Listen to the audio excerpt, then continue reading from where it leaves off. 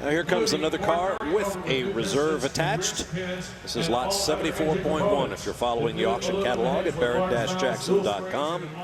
55 Chevy Bel Air hardtop custom. You want to talk about an American iconic profile? Look at that right there. 55 Bel Air hardtop coupe. You want to see underneath Chevy on the Chevy chassis cam. Nice, clean. You can see the later components underneath.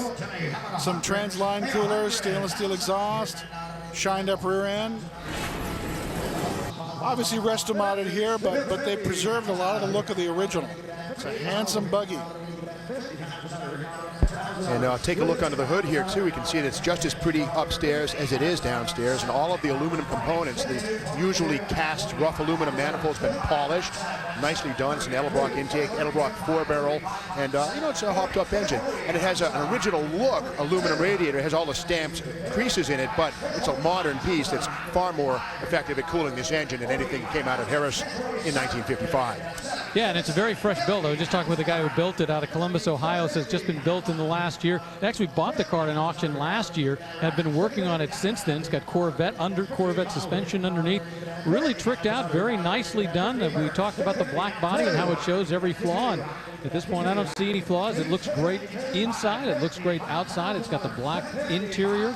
I'd say overall, it's a great looking car. Where are we at right now? $52,000. Has not yet met its reserve at 52 grand. Folks, this is a resto mod with a custom frame, independent four-wheel suspension, and disc brakes. Has a rebuilt GM 400 cubic inch, 400 horsepower engine, including the board 30 over with the new pistons and wrist pins. There's the consignor on the left. New aluminum heads with the large valves, dual springs, and talking with the auction ambassador, Justin, that's C4 for those of you who don't know. Suggesting perhaps that the reserve be lifted, or at least reduced, and it is a beautifully done in order to make the sale happen. What we call a real resto mod. You've got that beautiful finish 55. You may ask, what's the seller's incentive to reduce the reserve? Well, if he doesn't sell the car, he takes it back home again. And he's already got a bit of an investment in getting it here in the first place. I do notice one thing about the car. It says C4 Corvette suspension. That's true. However, the transverse plastic leaf springs that would have been used on the Corvette, in this case, have been replaced by air ride suspension airbags. So it has an adjustable height. But aside from that, the aluminum parts, the control arms, all out of a C4 Corvette. Nicely done.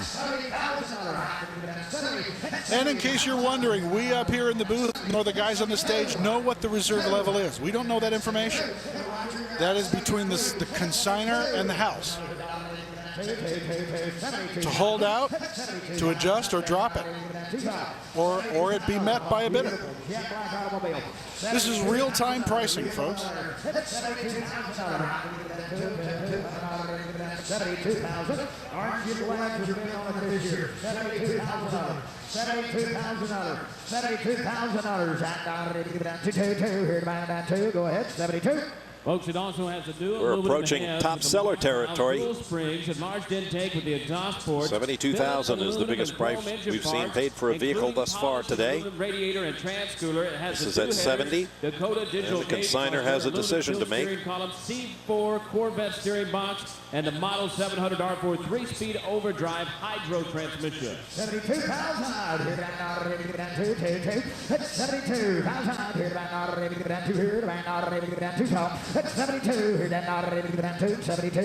am liking the torque thrust look wheels on it. Four-wheel, of course, Corvette suspension, big old girling calipers. Beautiful car.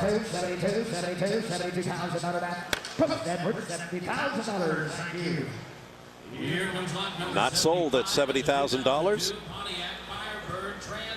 So off to the post-block lot it will go to see if a deal can be struck. Completely original with only a lot of car. 2,865 actual miles.